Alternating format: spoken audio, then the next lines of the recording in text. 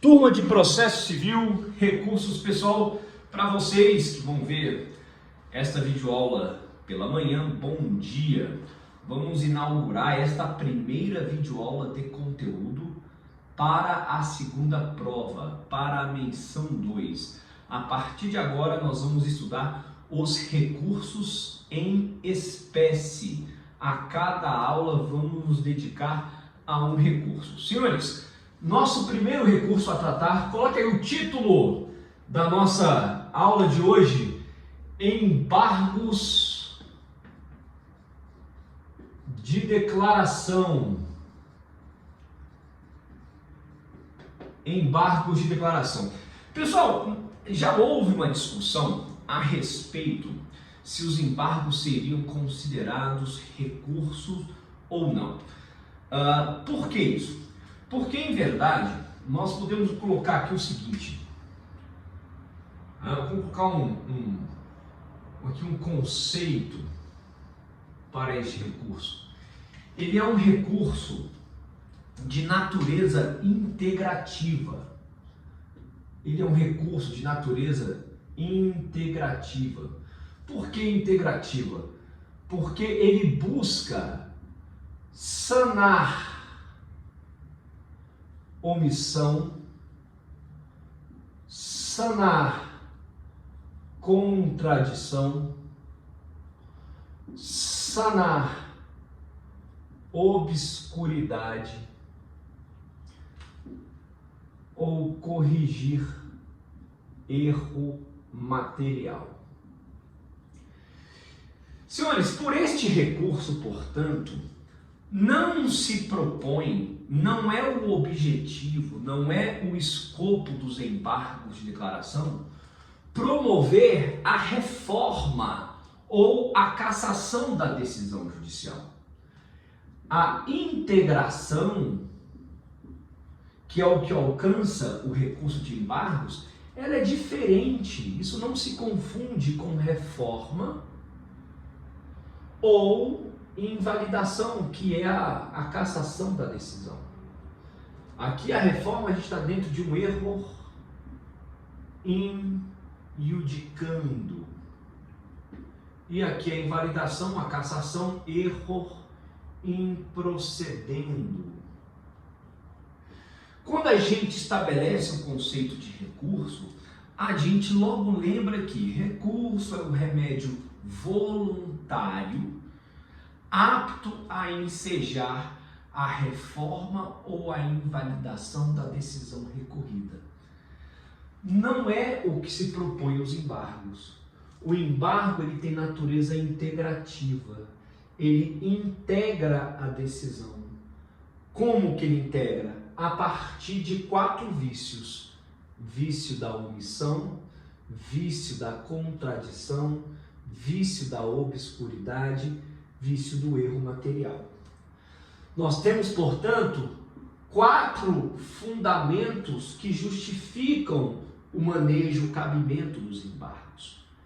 Por isso que se diz que, a partir destes fundamentos indicados, identificados, que são hipóteses autorizadoras para que o recurso de embargos de declaração seja manejado, seja oposto, estes fundamentos são suficientes para dizer o seguinte: o recurso de embargos de declaração é um recurso de fundamentação vinculada.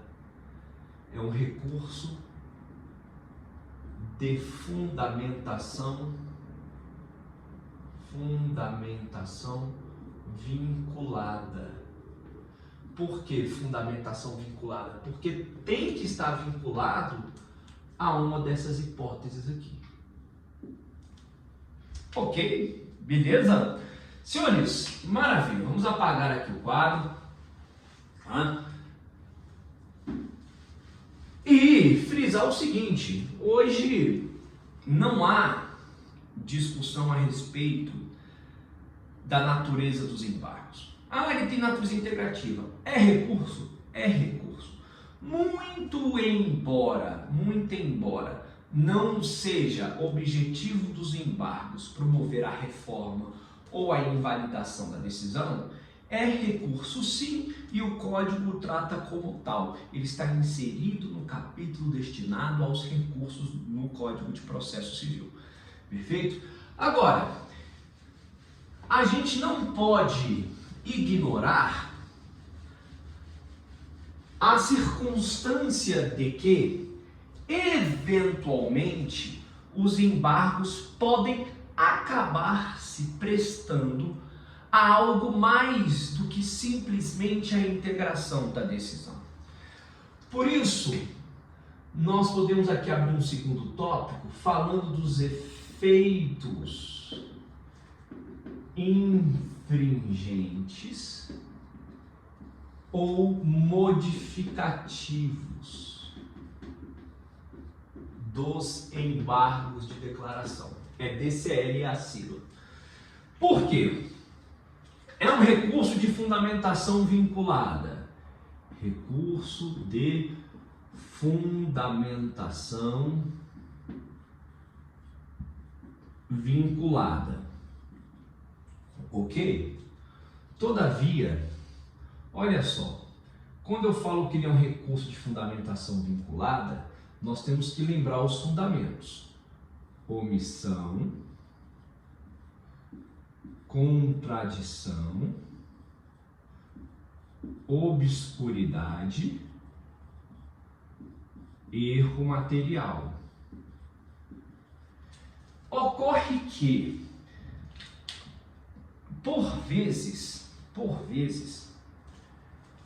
ao se manejar o recurso, arguindo um destes fundamentos, pode ser que, por consequência da integração, como um efeito lógico da integração, ao se corrigir um destes vícios, então, por consequência, também acabe se promovendo uma alteração na decisão, uma modificação na decisão. Os efeitos infringentes dos embargos significam exatamente isso, que em razão da integração da decisão judicial, diante do reconhecimento de algum dos vícios, acaba ali se promovendo uma alteração da decisão judicial. É o escopo? É o propósito do recurso? Não, não é o propósito. O propósito é integrar a decisão. O propósito é corrigir exatamente esse vício que macula a decisão. Mas, ao se corrigir o vício, pode ser que, por consequência, se promova um efeito modificativo à decisão judicial. Senhores, quando falamos de erro material, é simplesmente um capítulo do dispositivo. Por exemplo, os embargos de declaração são manejados, são opostos para corrigir erro material da sentença. Que erro material da sentença? A sentença toda desenvolve argumentação, fundamentação no sentido de julgar improcedente o pedido, só rechaçando, repudiando ali as argumentações do autor, afastando a tese da inicial a todo momento. Aí chega lá no capítulo dispositivo, diante do exposto, julgo procedente o pedido. Ora, que incoerência é essa? Acho que aqui não era julgo procedente, acho que era julgo improcedente. Porque toda fundamentação, toda decisão, no sentido de julgar improcedente, chega no dispositivo, julgo procedente, erro material. É apenas ali a palavra que tem que ser corrigida. Ok, tudo bem. Vejam que nessa hipótese houve nessa hipótese uma alteração do julgado. O que era o julgamento de procedência no capítulo dispositivo, ao se corrigir, mudou a decisão. Ok, teve um efeito modificativo. Nem sempre é assim. Pode ser que meramente se corrija um vício. Sem que esse vício ocasione a reforma da decisão, sem que esse vício ocasione a modificação da decisão. Obscuridade. A obscuridade é quando as razões não estão suficientemente claras. pode ser que a fundamentação da decisão judicial ela tenha ali discorrido a respeito de um vício da nulidade do negócio jurídico. Eu gosto de trabalhar com esse exemplo. O negócio jurídico ele padece do vício de dolo. E aí o juiz começa a concatenar suas razões, a fundamentar sobre o dolo, e ele não traz nenhum desfecho para esse raciocínio, já colaciona uma jurisprudência a respeito de outro vício do negócio jurídico. A decisão é confusa, ela não é clara, ela é obscura, e a decisão obscura dificulta a própria insurgência recursal. Como que eu vou promover a dialeticidade? Lembra do princípio da dialeticidade? Contra uma decisão cujas razões de decidir, cuja fundamentação ela é confusa, ela é obscura. Então, os embargos de declaração, eles se prestam a iluminar, a tentar gerar uma reflexão no julgador do seguinte: olha, a decisão está confusa, a fundamentação não está suficientemente clara. Contradição. Olha, pessoal, veja o seguinte: às vezes a sentença, a fundamentação, ela é absolutamente contraditória. A decisão é contraditória. Porque, ora, o juiz parece se posicionar favoravelmente à pretensão veiculada na petição inicial, ora, em parágrafos outros, ele parece discordar do autor e a conclusão ela é contraditória com aquilo que ele defende. Uma decisão judicial contraditória, por exemplo, como que o juiz decide a respeito da boa-fé? Fala ali sobre a boa-fé contratual, artigo 422 do Código Civil. Fala a respeito da boa-fé, mas na análise do caso concreto, deixa de falar a respeito de como aquela boa-fé se relaciona com a postura de um dos contratantes, que pode ser o autor ou o réu naquele caso. Senhores, a decisão contraditória, ela também dificulta. A decisão contraditória também dificulta a insurgência recursal. É um vício que precisa ser tratado. A contradição da decisão precisa ser eliminada. E com relação à omissão, senhores, aqui o nosso cuidado tem que ser maior, porque entre todos os vícios, o que mais, preste atenção nisso, entre todos os vícios, o que mais pode, o que tem mais potencial para produzir efeitos infringentes ou modificativos é esse daqui. É o vício da omissão. Preste atenção. Se o autor, olha aqui, se o autor traz os fundamentos A, B e C, tá? Aí vem a sentença e julga improcedente. E a sentença refuta os fundamentos A e B. Cadê o fundamento C? O fundamento C, ele não foi contemplado na decisão. Ele não foi objeto de apreciação. O fundamento C foi ignorado. A sentença é omissa em relação ao fundamento C. Trata do fundamento A, trata do fundamento B, mas o fundamento C não aparece aqui. E aí o autor vai lá, o embargante, opõe embargos de declaração e fala o seguinte: epa, existe um fundamento da minha pretensão que não foi analisado. Juiz, o senhor foi omisso. Há uma omissão na sentença. Muito bem. Quando a sentença se depara com o fundamento C, a sentença anteriormente refutou o fundamento A, refutou o fundamento B, mas o fundamento C, que antes não havia sido analisado, este terceiro fundamento convenceu o juiz. Este terceiro fundamento foi suficiente para promover no juiz a reforma da decisão.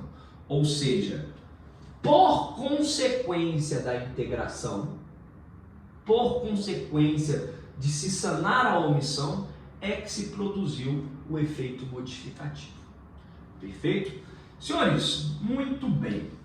Eu queria tratar com vocês o que seja uma sentença, uma decisão omissa. O que é uma decisão omissa? Vamos ver como é que o código trata disso. Vamos pegar aqui um terceiro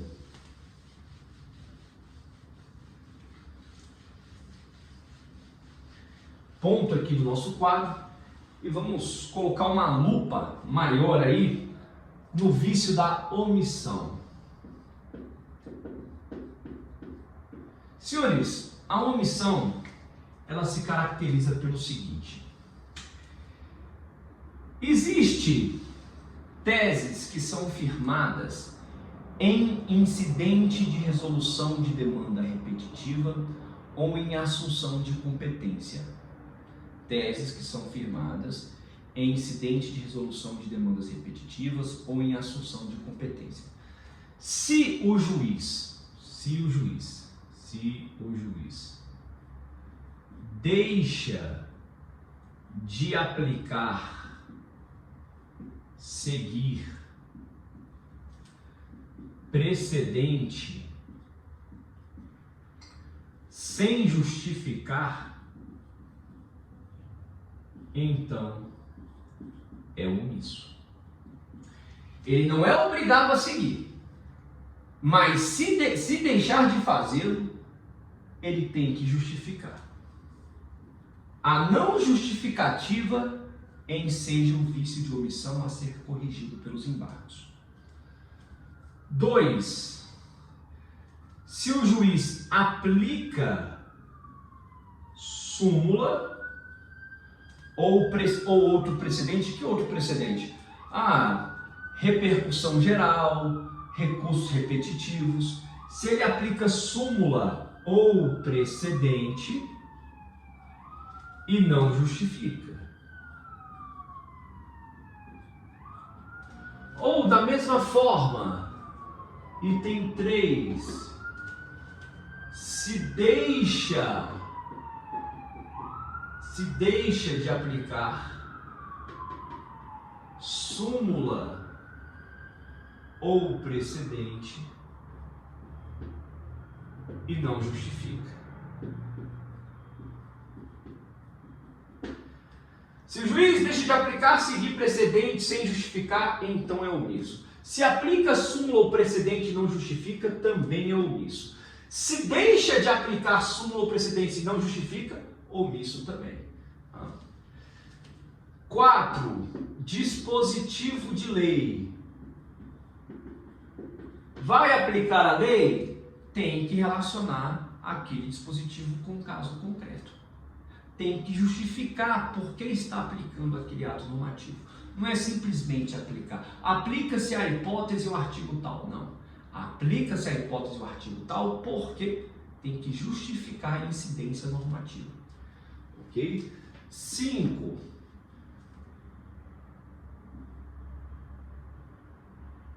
Se a decisão é fundamentada em termos, conceitos jurídicos indeterminados. Ou seja,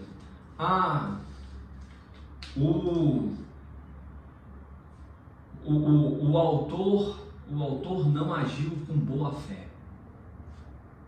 Mas e aí? Por que ele não agiu com boa fé? É um conceito jurídico indeterminado, vago, ele precisa ser relacionado ao caso concreto. Ok? Senhores, por fim, a omissão, ela também vai consistir se a decisão judicial for aleatória, abstrata, sem relação específica com o caso concreto. ou seja, uma fundamentação que você olha para a decisão e percebe o seguinte: essa fundamentação aqui ela é tão genérica, tão abstrata, que eu posso pegar essa fundamentação e replicar em vários processos que ela caberia. Por quê? Porque ela está dissociada do caso concreto. Tem que ter relação com o caso concreto, pessoal. Tem que justificar. Tá? Sem justificativa na aplicação da lei, ou ao não deixar de aplicar um precedente, uma súmula, tem que justificar. Tem que relacionar a decisão com o caso concreto. Isso é o mais importante. Onde que estão esses incisos aqui? 489, parágrafo 1º. Tá? Você vai lá, o artigo 1022, combinado com o 489, parágrafo 1º. Onde consiste a omissão? Artigo 1022, combinado com o artigo 489, parágrafo 1º. Beleza? Ok? Senhores, maravilha! Outras situações aqui importantes relativas aos embargos de declaração que não vão ser exatamente novas para a gente. 4. Olha aqui, fungibilidade.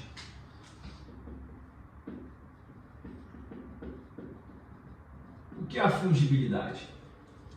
Opõem os embargos de declaração, mas eles são recebidos como agravo interno. Você opõe os embargos, mas o recurso acaba sendo recebido como agravo interno. Senhores, aqui, prazo de 5 dias, para quê? Para adequar as razões recursais. Então, o julgador, muito embora estivesse diante dos embargos de declaração, recebeu o recurso como agravo interno. Por quê? Porque ele não reconheceu nos embargos a fundamentação vinculada. Ele não acredita que os embargos estejam vinculados a um daqueles fundamentos. O juiz percebe que, em verdade, o recorrente quer só impugnar a decisão. Ele quer a reforma da decisão e não a integração da decisão judicial. Perfeito? Olha aqui, outra situação. Complementação das razões recursais. Complementação das razões recursais. Quando que isso acontece? Eu tenho aqui a sentença. E aí a sentença, ela é atacada pelo recurso de apelação. Só que também houve, pela outra parte, a oposição dos embargos. Então, uma parte aqui, João opôs os embargos e Pedro interpôs a apelação. O que vai ser julgado primeiro? Os embargos. Os embargos serão julgados primeiro. Tá? Ora, se os embargos foram julgados primeiro, pode ser que a sentença seja alterada em alguma extensão. Não que necessariamente haja uma modificação da sentença. Julgamento de procedência, por exemplo, para um julgamento de improcedência. Não que haja uma mudança no resultado, mas a decisão foi integrada. Uma obscuridade, uma contradição, uma omissão. Né? Um determinado... Imagine no caso de vício de omissão. João foi lá, apresentou embargo de declaração, acusando uma omissão na sentença. Aí o juiz vai lá, reconhece que foi omisso e se debruça, enfrenta o fundamento que ele não havia analisado antes. Mas ao analisar este novo fundamento, ele mesmo assim mantém a sua conclusão. Só que a apelação, quando foi interposta, ela foi interposta contra uma sentença que ainda não tinha analisado o fundamento omisso. Mas em razão dos embargos, houve uma nova sentença. Houve uma nova sentença. E essa sentença já é diferente da sentença anterior. Sentença 1, sentença 2. A sentença 2 é depois dos embargos.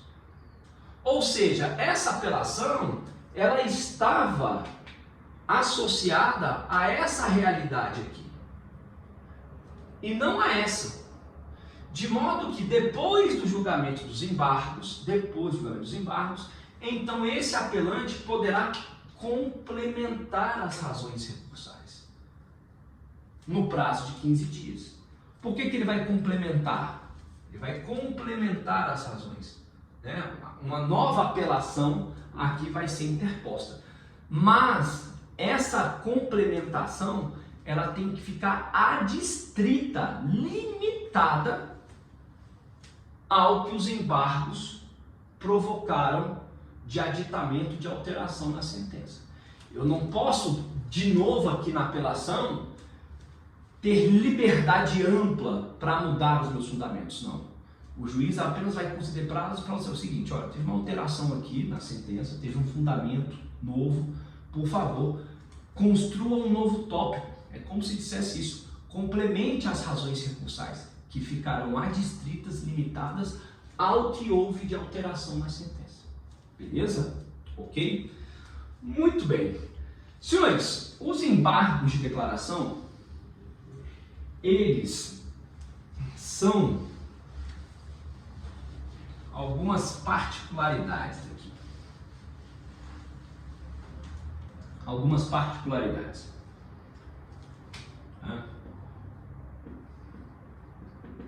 Particularidades. Os embargos de declaração, eles são opostos no prazo de 5 dias. Eles são dirigidos para quem? Para o próprio julgador. Você opõe os embargos, você dirige os embargos, endereça os embargos para o próprio juiz, relator, ministro, órgão colegiado que prolatou a decisão. O juiz, o relator, o ministro que tiver promovido a decisão é o mesmo que vai julgar os embargos. Tá? Prazo de 5 dias, dirigido para o próprio julgador, tá? Não tem custas de preparo, e os embargos, eles interrompem o prazo recursal. Como assim? Ora, eu tenho uma sentença. Tá? Bom, então eu tenho prazo aqui de 15 dias para interpor a apelação. Só que eu venho aqui e oponho embargos. Então eu vou esperar julgar os embargos. E aí a contagem para a interposição do recurso de apelação, ela será reaberta. Se houve a oposição dos embargos de declaração, então o prazo para interpor o recurso de apelação, ele vai começar do zero. Os embargos interrompem o prazo. Primeiro vai esperar julgar os embargos para depois se reabrir a contagem para a interposição do recurso de apelação. Ah, professor, mas e na hipótese anterior no quadro, quando você falou da complementação, a apelação já não tinha sido interposta? Exatamente. Se você interpõe a apelação, uma parte interpõe uma apelação e a outra parte depois opõe os embargos serão julgados primeiro. E se a decisão sofrer alguma modificação, alguma integração, então vai abrir prazo de novo para que a parte que interpôs a apelação complementar as razões recursais. Aqui eu estou dizendo o seguinte: os embargos foram opostos primeiro. Então, quando os embargos são opostos primeiro, interrompe o prazo. Publicou a sentença hoje, começa a contar o prazo para apelar. Só que aí eu vou lá e oponho os embargos de declaração. Então, vou esperar a decisão dos embargos para depois eu apelar. Depois que a decisão dos embargos sair, passa a contar de novo o prazo de 15 dias. Ok? Beleza? Senhores, efeitos embargos protelatórios. O que são embargos protelatórios? São aquele recurso apenas para procrastinar o processo, para ficar adiando o processo, para ficar enrolando o processo. Senhores, os embargos, quando são considerados protelatórios, olha aqui, embargos de declaração protelatórios. Quando os embargos são considerados protelatórios, o juiz pode aplicar uma multa de 2% sobre o valor atualizado da causa. Multa de 2% sobre o valor atualizado da causa. E se depois que esses embargos foram opostos, vierem novos embargos? Opôs embargos, o juiz considerou protelatório, multa de 2%. Eu vou lá e oponho embargos de novo. Aí a multa pode ser elevada até 10%. Multa elevada até 10%. Essa multa, tá? Essa multa é em favor do embargado, é em favor da outra parte, tá bom? Se 2 embargos forem considerados protelatórios, então, para ter um terceiro embargo de declaração, se 2 forem considerados protelatórios, para eu opor um terceiro, eu tenho que recolher a multa. O terceiro embargo de declaração depende do prévio recolhimento da multa. Se eu não recolher, se eu não pagar, o recurso não será conhecido. Beleza? Pessoal, maravilha! Encerramos aqui o nosso primeiro recurso em espécie, tá bom? A gente lá na frente, em outra, vocês vão ver esse vídeo na próxima aula, depois na outra eu entro também no Google Meet e vamos ver se tem alguma dúvida a respeito disso daqui ainda. A gente vai acrescentando um vídeo a cada aula também, tá bom? Obrigado, até a próxima!